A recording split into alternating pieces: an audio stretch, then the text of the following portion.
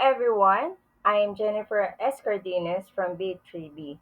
In this video, I am going to show you the other side of Filipinos. Are you still proud of being a Filipino if you make gossip of other people's life? Alam mo ba yung kapitbahay natin? Ay, naku, may kabit na naman. Ay, oo, iba't ibang lalaki na lang yung palaging kinakabit niyo. Hapon, iba rin kasama niya. Ay, naku, sobra.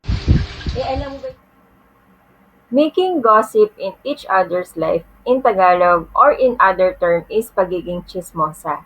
So ito yung isa sa hindi magandang kaugalian ng mga Pilipino.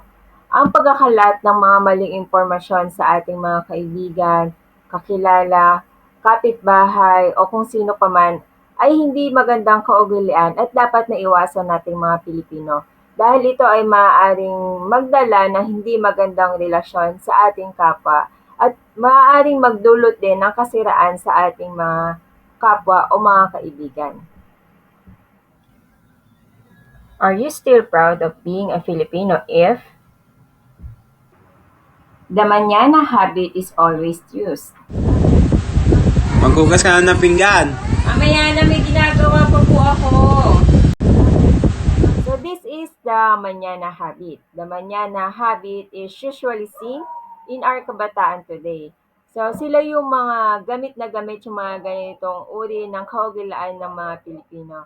So the manana habit is like answering their parents or their guardians the mamaya na po or they will do it later on kasi hindi pa nila gustong gawin yung bagay na inuutos sa kanila.